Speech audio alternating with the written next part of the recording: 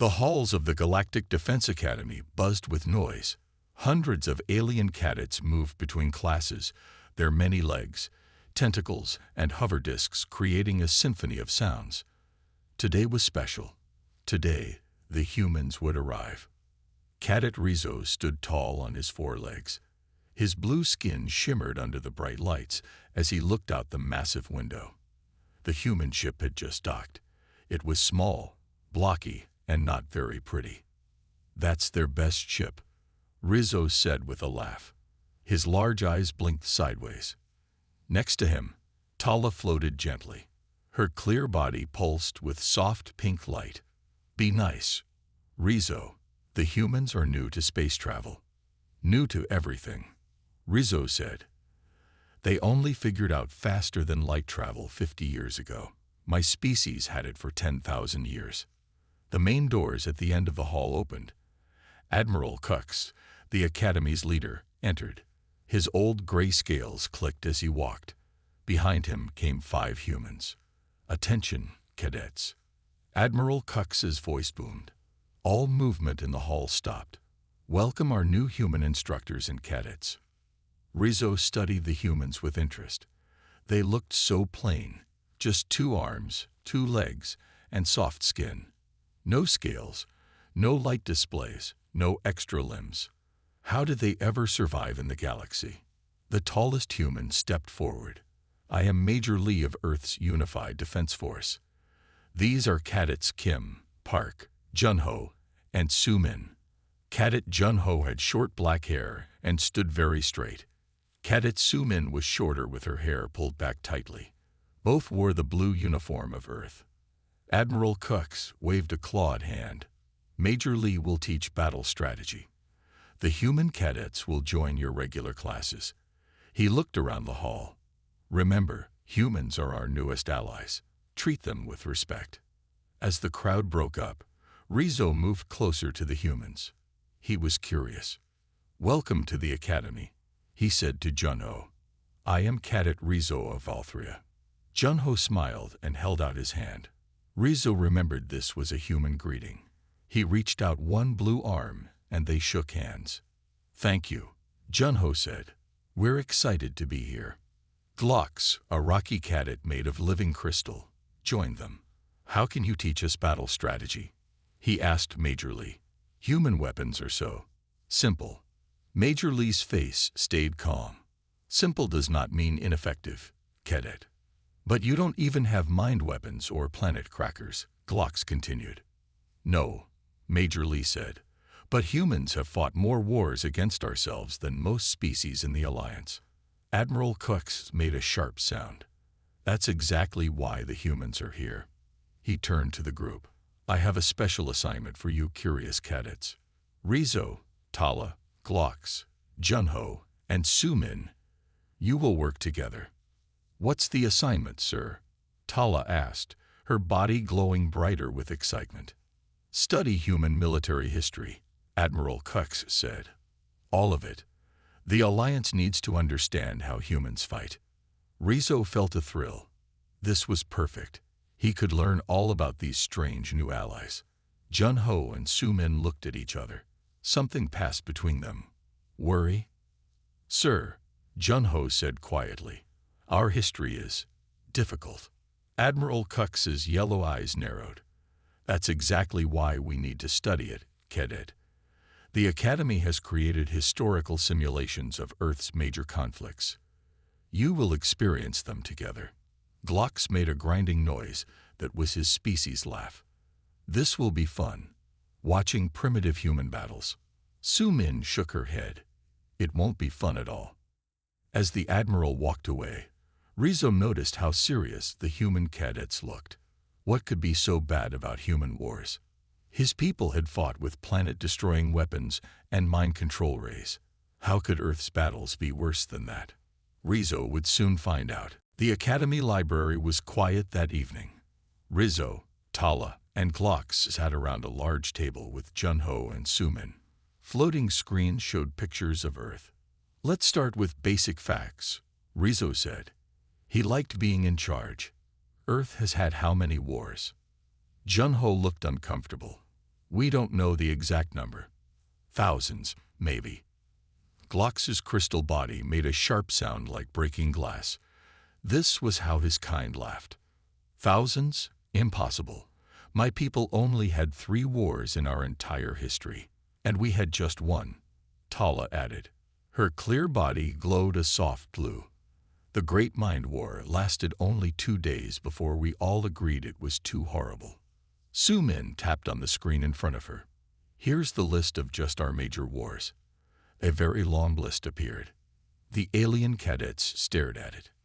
This can't be right, Rizzo said. His 4 legs shifted under the table. These dates show you were fighting yourselves even before you had proper technology. Yes, Jun-Ho said simply. We fought with sticks and stones before we had guns. We fought with guns before we had nuclear weapons. We fought with nuclear weapons before we had spaceships. Tala's glow dimmed to a worried purple. But why? Land, religion, resources, freedom, fear. Su Min counted the reasons on her fingers, sometimes just because one leader didn't like another. Admiral Coxix entered the library. His old scales looked dull under the lights. Have you set up your first viewing session? He asked. Rizzo stood quickly. Not yet, sir. We were just discussing basic Earth history. Good. The simulator is ready whenever you are. Admiral Cox handed Jun-Ho a small device. This contains the files for the major conflicts. Choose 3 to start with. After the Admiral left, the group huddled around the device. Which should we pick first? Glocks asked. His crystal fingers clinked against the table. Jun-Ho and Su Min shared another worried look. Maybe we should start with something small, Jun-Ho suggested. Rizzo shook his head. No, the Admiral wants us to understand human warfare. We should see your biggest wars. World War I, then World War II, then maybe something more recent, Su Min said quietly. That would show the evolution of human conflict. World wars. Tala's body pulsed with surprise. Your whole planet fought itself. Twice. More than twice, Jun-Ho said. But these were the biggest. Glocks made his glass-breaking laugh again. This will be interesting. On my planet, wars were fought by professional armies on empty battlefields. Very clean, very organized. Human wars aren't like that, Su Min warned. I think you're making too big a deal of this. Rizzo said, we've all seen battle. Tala's people fought with mind weapons that could turn enemies insane. My people had orbital bombardment 1,000 years ago. Jun-Ho stood up. It's not about the technology. It's about... He stopped, searching for the right words. It's about what? Rizzo asked. You'll see, Jun-Ho said. Let's book the simulator for tomorrow after class. As they left the library, Rizzo noticed how quiet the human cadets had become. He felt a small twinge of worry, but pushed it away. How bad could it be? Humans were so far behind most Alliance species in technology. Their wars must be simple, maybe even boring. Don't worry, Rizzo said to Jun-Ho as they reached the dorms. We won't think less of humans because your wars were less advanced. Jun-Ho just gave him a strange look. Advanced isn't the word I would use to describe them. That night, Rizzo dreamed of old Valthrian wars with their clean, precise weapons and careful rules. He was not prepared for what he would see the next day. None of them were. The simulator room was a large, empty space with gray walls. The 5 cadets stood in the center as Jun-Ho loaded the first program. This is World War I, he said. It lasted from 1914 to 1918. Over 20 million people died. Rizzo blinked his large eyes. Only 20 million. The third Valthrian conflict killed 30 million. Just watch, Su Min said softly. The gray walls disappeared. Suddenly, they stood in mud. Cold, brown, endless mud. The sound hit them next, a constant boom, boom, boom that shook the ground. The air smelled of rot and chemicals. What is this place? Tala asked. Her body had turned a sick yellow color. The Western Front, France, 1916, Junho explained. The Battle of the Somme. They were in a trench, a long, narrow ditch in the earth. Men in dirty uniforms huddled against the walls. Their faces were thin and their eyes empty. Some shook without stopping. Others stared at nothing. Why are they in a hole? Glocks asked. Where are their battle machines? A whistle blew. An officer shouted. The men began climbing ladders to the top of the trench. They're going to attack, Sumin explained. Watch. The cadets followed the soldiers up and over. What they saw made them freeze. A flat plain of mud stretched before them. Nothing grew. No trees, no grass, just mud, craters, and twisted metal. The men ran forward across this land, carrying only small metal weapons. Then the other side began to fire. Lines of men fell. Hundreds dropped into the mud as bullets tore through them. Still, the others ran forward. More fell, and more. Stop the simulation, Tala whispered. Her body had gone almost white. Please. Junho shook his head. We need to see it all. A new smell filled the air, sharp and wrong. Green clouds rolled across the battlefield. Gas attack, Sumin said. Poison gas. They watched as men clawed at their throats, their eyes bulging as they tried to breathe. This is barbaric, Rizzo said. His forelegs trembled beneath him. Where are the rules of engagement? The professional armies. This is the rules, Junho said. This is what we did to each other. The scene changed. They stood in a field hospital. Men with missing arms, legs, and jaws lay everywhere. Doctors worked without stopping, covered in blood. I don't understand, Glock said. His crystal body had dulled. Why continue fighting this way? It's inefficient. Because neither side would give up, Sumin explained. They dug trenches from the English Channel to Switzerland. For 4 years, they lived like this. Another change. Winter now.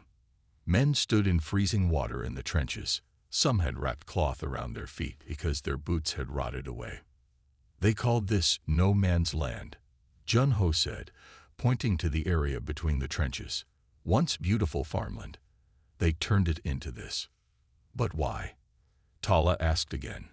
Why fight this way? Because we hadn't invented better ways yet, Sumin said. But we still wanted to kill each other.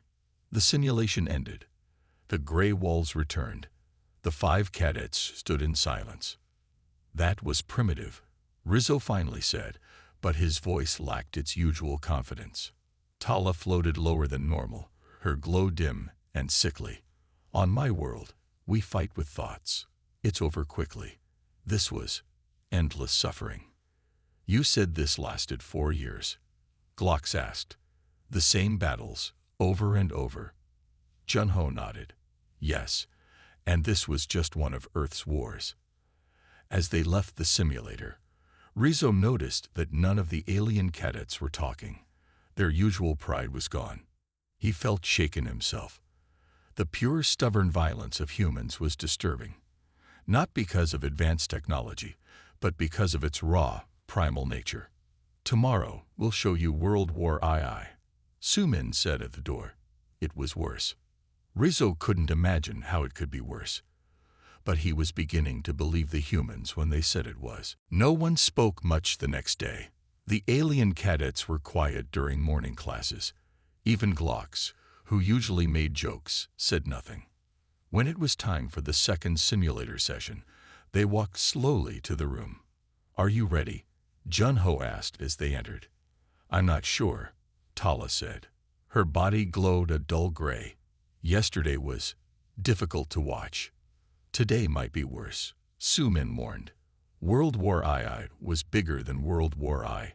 About 75 million people died.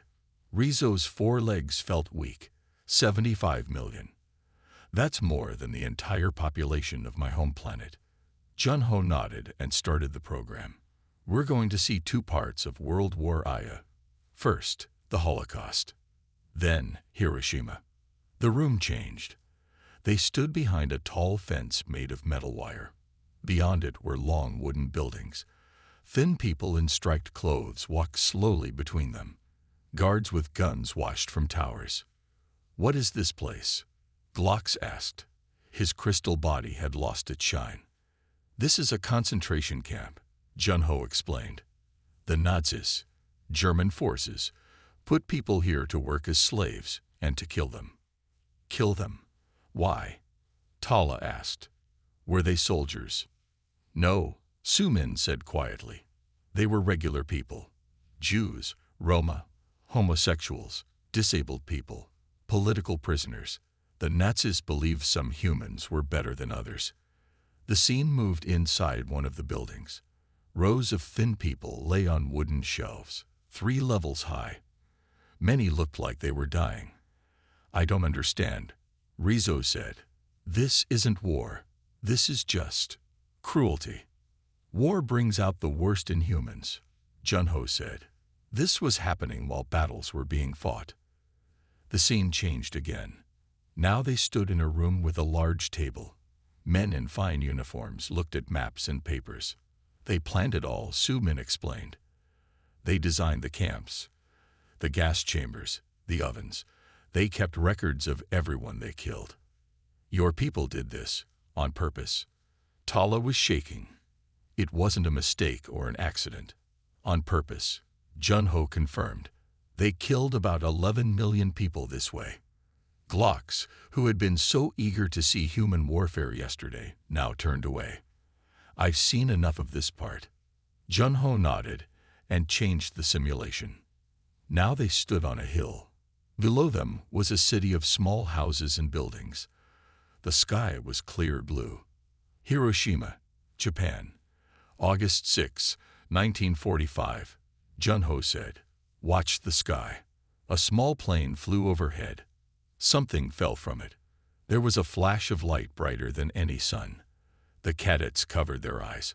When they looked again, the city was gone. A huge cloud shaped like a mushroom rose into the air. Where buildings had been, there was now broken rubble and fire. "What weapon was that?" Rizzo asked, his voice shaking. "An atomic bomb," Sumin answered.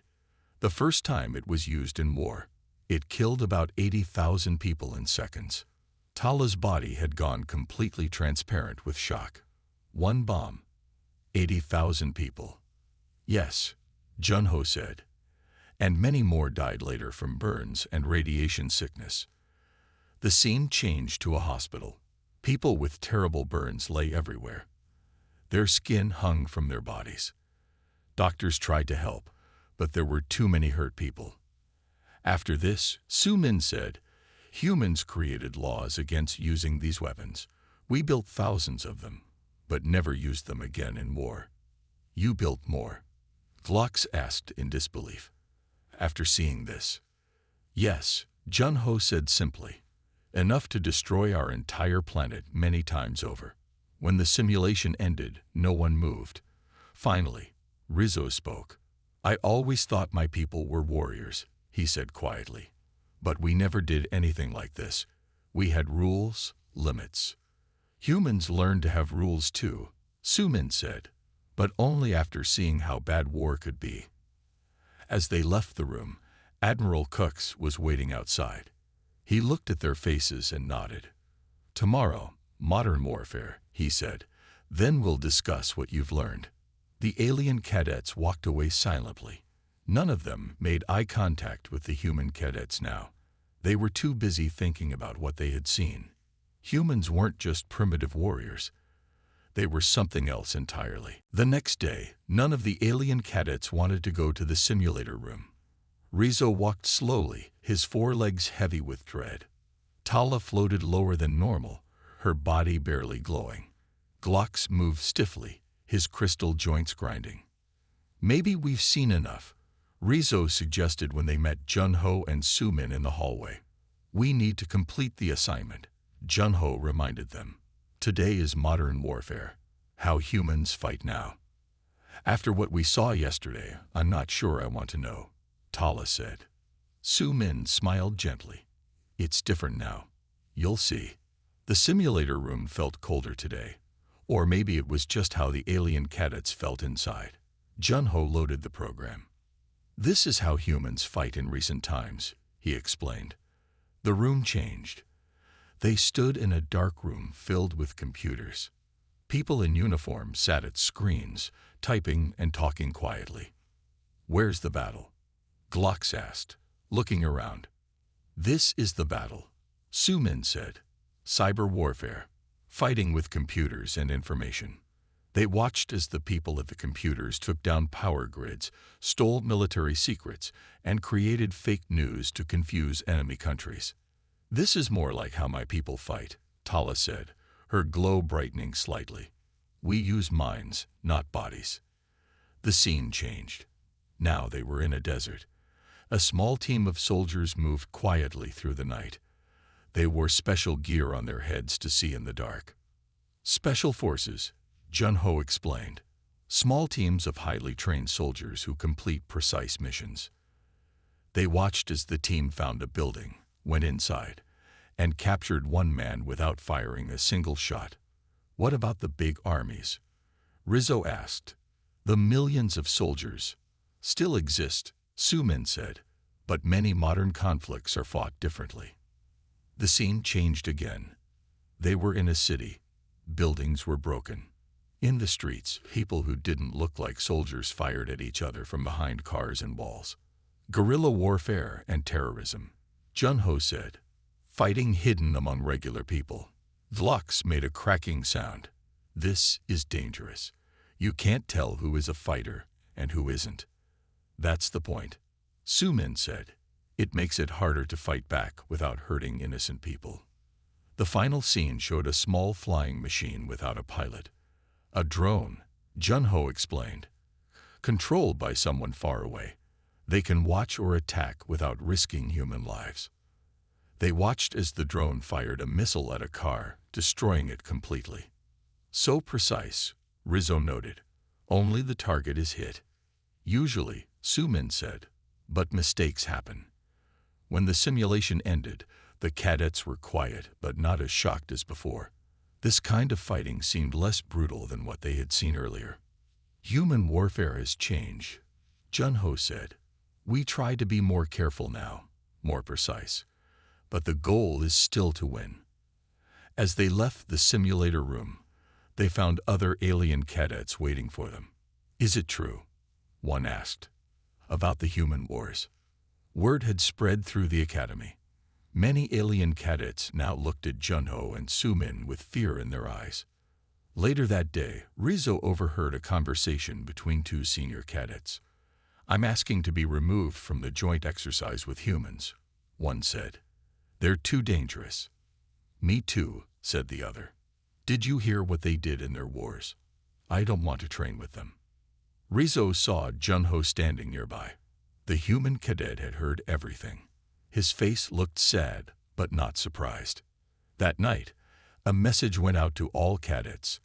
Half of the alien students had asked to withdraw from the joint training with humans. Admiral Cox called an emergency meeting for the next day. "This isn't going as planned," Rizzo told Tala as they headed to their rooms.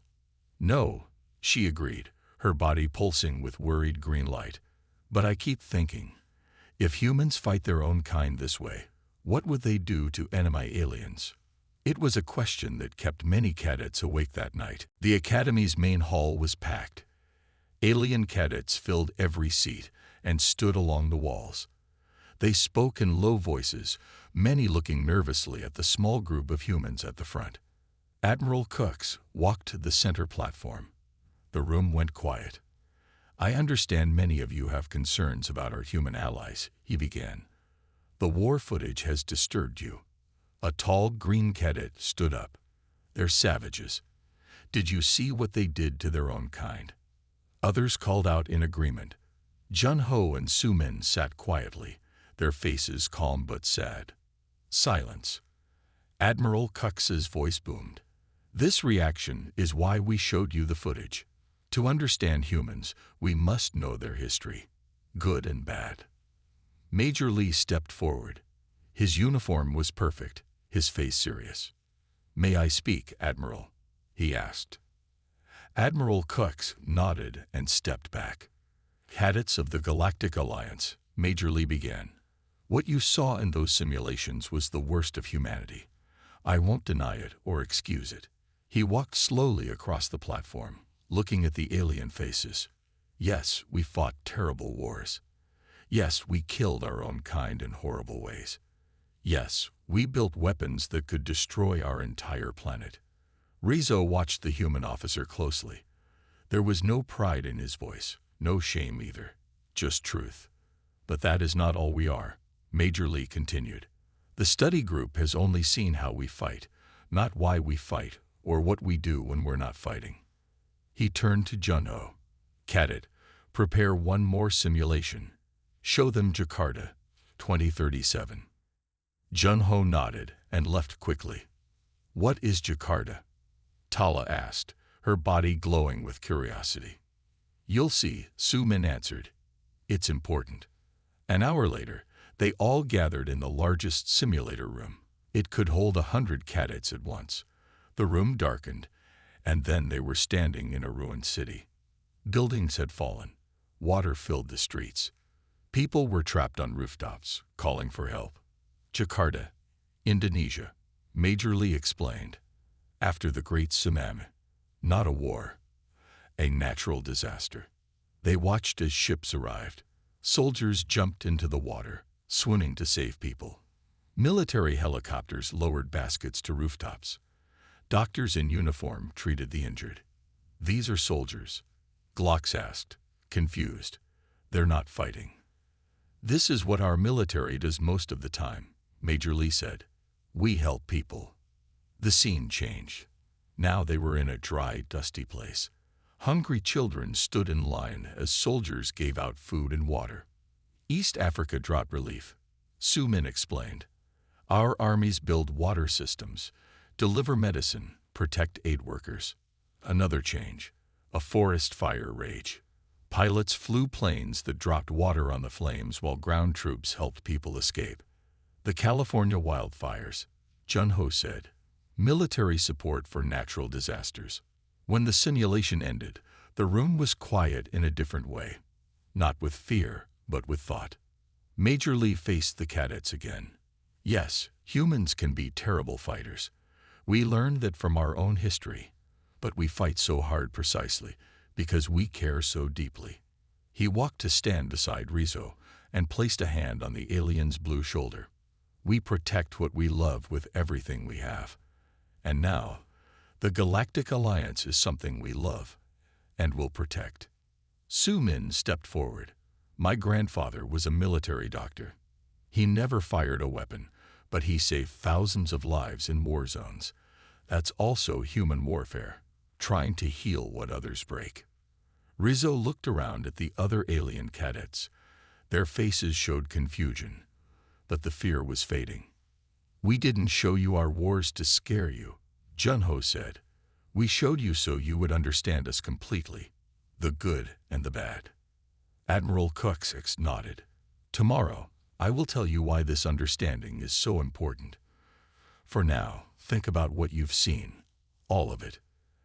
As they left, Rizzo walked beside Jun-Ho. "Your people are complicated," he said. Jun-Ho smiled slightly. "Yes.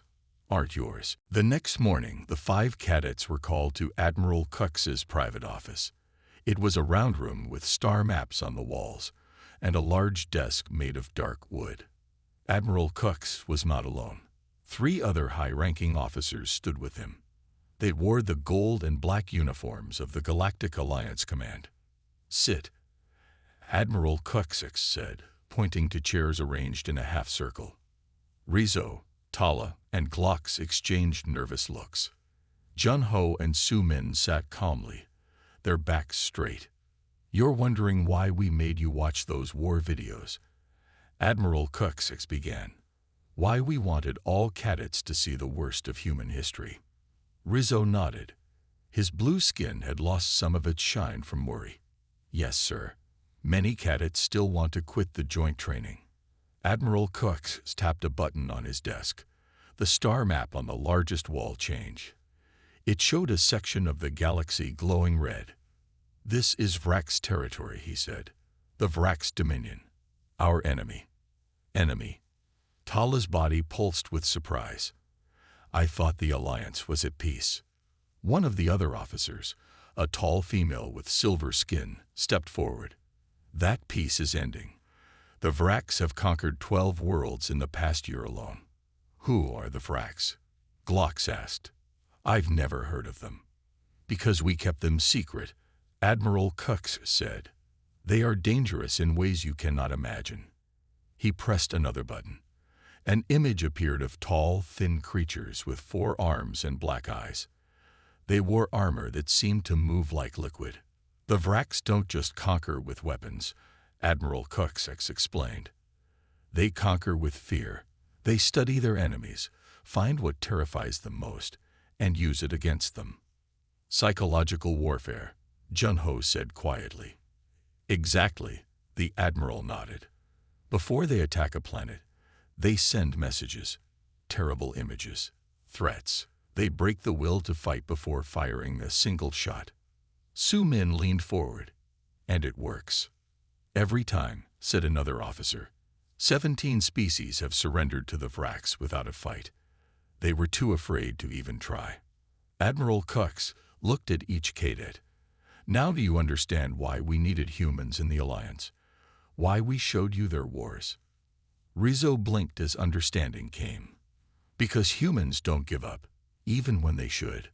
Even when any reasonable species would," Admiral Cux said. "We've studied human history. No matter how terrible the situation, some humans always keep fighting." Tala's body glowed brighter. "You want them to teach us how to be stubborn." Junho smiled slightly. "We prefer determined." "The Vrax are coming," Admiral Cux said simply. "They've already sent their first messages to border worlds. Images of destruction, promises of pain, the usual first step in their conquest." "And the people are scared?" Glox asked. "Terrified," the silver-skinned officer answered. 2 worlds are already talking about surrender." Su Min stood up. "But the Vrax haven't actually attacked yet. It's just threats." Admiral Cux nodded. "For now, that's their way." "On Earth," Junho said, "we have a saying, all bark and no bite. It means someone who threatens but doesn't act. The Vrax do act," Admiral Cux said. "Eventually. But first they make sure their enemies are too scared to fight back." He looked at the alien cadets. "That's why you needed to see human wars. Not just how terrible they were, but how humans kept fighting through them. How they never surrendered, even when things seemed hopeless." Rizzo felt something new inside him. A strange mix of fear and hope. "You want us to be more like humans." "Not exactly," Admiral Cux said. "We want you to understand them, to learn from them. Humans don't fight for the joy of fighting. They fight for something else." Junho stood up next to Su Min. "We fight for what we believe in, for people we care about, for hope. We don't fight against something," Su Min added. "We fight for something. There's a difference." As they left the office, Rizzo thought about everything he had seen. The terrible human wars, the helping after disasters, the never giving up. Maybe there was something to learn from humans after all. "Do you think we can stop the Vrax?" he asked Junho. Junho smiled. "I think we can try. And for humans, that's enough to start with." A week later, the joint exercise began. Fewer alien cadets had quit than expected.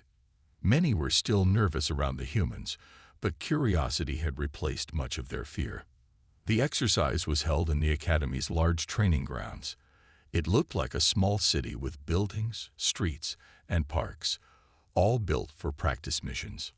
Rizzo stood with his team. Tala, Glox, Junho, and Su Min. Each wore a training suit that showed hits with colored marks. No real weapons were used, only light guns that left marks on the suits. "The mission is simple," Major Lee explained to all the teams. "Find the hidden command center and capture it. Work together. Use each other's strengths. Tala's body glowed with excitement. My people can sense emotions. I can tell if someone is hiding nearby. Good, Junho said. My combat training will help if we meet resistance. They moved into the fake city. It was quiet. Too quiet. Something feels wrong, Su-min whispered as they walked down a street of small buildings. Rizzo's 4 legs moved carefully. What do you mean? In human military training, when things seem easy, Junho began. It's usually a trap, Su-min finished. Suddenly, the lights went out. The entire training ground went dark. This wasn't part of the exercise. What's happening? Glox asked, his crystal body giving off a faint glow. Emergency lights came on. A voice spoke over the speakers, not Major Lee or Admiral Cox, but someone new. This facility is now under our control. Stay where you are, and you will not be harmed. Junho and Su-min looked at each other. Vrax, they said together. Here. Now. Rizzo couldn't believe it. But this is just training. Perfect time to attack, Junho said. Everyone is gathered in one place. Tala's body turned a worried purple. I sense fear, lots of it. From everywhere. They heard footsteps. Strange figures in moving armor came around a corner. 4 armed Vrax soldiers, just like in the image Admiral Cox had shown them. They carried real weapons, not training ones. The alien cadets froze. Even Rizzo, who had always thought of himself as brave, couldn't move. The fear was like a physical thing, holding him in place. But Junho and Su-min didn't freeze. They pulled the others behind a building. They're trying to capture the academy, Junho said. Probably to show the Alliance how easily they can take our training facility. We need to warn everyone, Su-min added. The communication center is 2 blocks from here. Rizzo tried to think, but his mind felt foggy with fear. Why can't I think straight? The Vrax emit fear waves. Tala said, her glow very dim now. It's affecting us all. Not the humans as much. Glox noticed. Why? Junho smiled grimly. We're used to being afraid and acting anyway. Come on. They moved through the dark streets, avoiding Vrax patrols. Other cadets were hiding, too scared to move.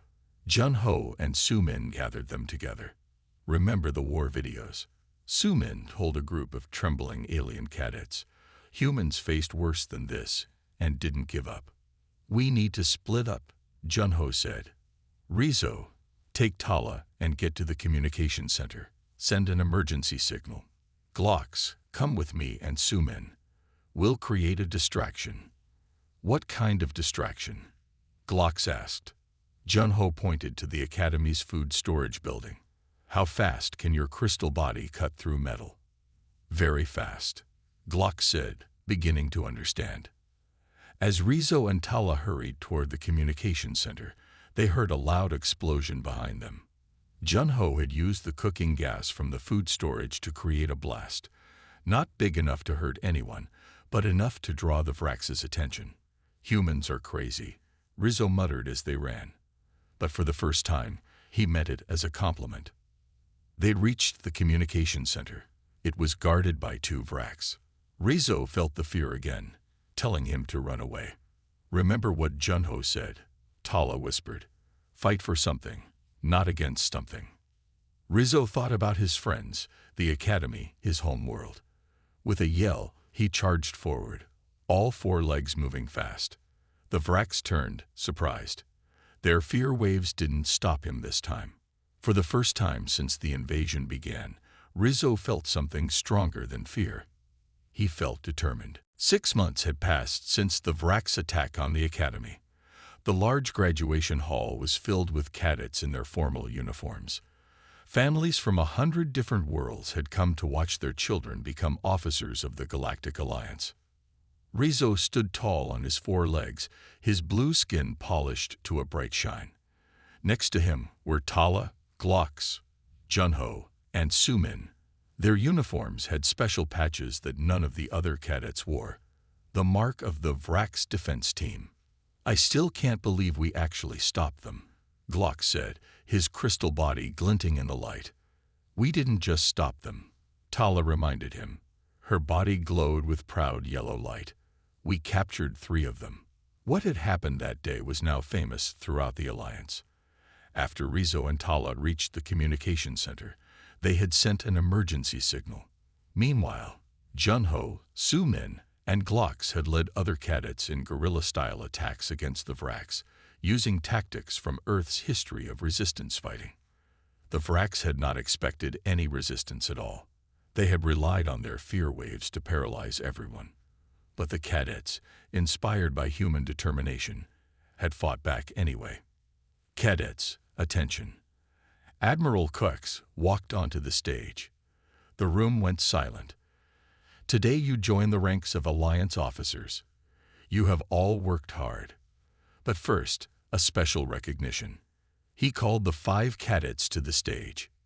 They stood in a line, facing the crowd. These 5 cadets led the defense against the Vraks attack. Their actions saved this academy and provided us with valuable prisoners for study. The crowd cheered. Rizzo saw Junho's parents in the audience. They had traveled all the way from Earth for the ceremony. They looked so proud. Cadet Rizzo, step forward, Admiral Kux said. You have been chosen to give the graduation speech. Rizzo blinked in surprise. This was a great honor. He moved to the speaking platform and looked out at all the faces, so many different species, all waiting to hear his words. 6 months ago, he began, I was afraid of humans. Many of us were. We watched their war footage and saw how violent they could be. Some of us wanted to quit rather than train with them. He looked at Junho and Sumin, who smiled back at him. But then we learned something important. Humans aren't just good at fighting. They're good at fighting for things they believe in, for people they care about, for hope when things seem hopeless. The hall was completely quiet. Everyone was listening. The Vraks thought they could defeat us with fear. And they almost did. But our human friends taught us that being brave doesn't mean not feeling afraid. It means feeling afraid and acting anyway. Rizzo stood straighter.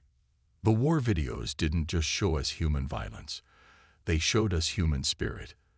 The spirit that keeps fighting even when things seem impossible. The spirit that helps others even in the middle of battle. The spirit that learns from mistakes and tries to do better. Admiral Kux nodded approvingly. Today, we become officers of the Alliance. And today, the first joint human-alien military unit will be formed. I am proud to say that all 5 of us from the Vraks defense team will serve in this unit. The crowd cheered again. The Vraks are still out there, Rizzo continued. They still want to conquer through fear, but now we know how to fight back. Not just with weapons, but with courage. Not just against something, but for something. After the ceremony, the 5 friends stood together near the academy's main window. Through it, they could see their new ship waiting in the dock. So, Junho said with a smile, ready for our first real mission. Tala glowed with excitement. Will it be dangerous? Probably, Sumin admitted. Are we afraid? Glocks asked. Rizzo looked at his friends, human and alien together. Yes, he said, but we'll go anyway. As they walked toward their ship, Rizzo thought about how much had changed. From watching old war videos to fighting real enemies. From fearing humans to admiring them. From almost quitting to graduating with honors. The war footage had nearly made them quit, but instead, it had taught them how to never give up.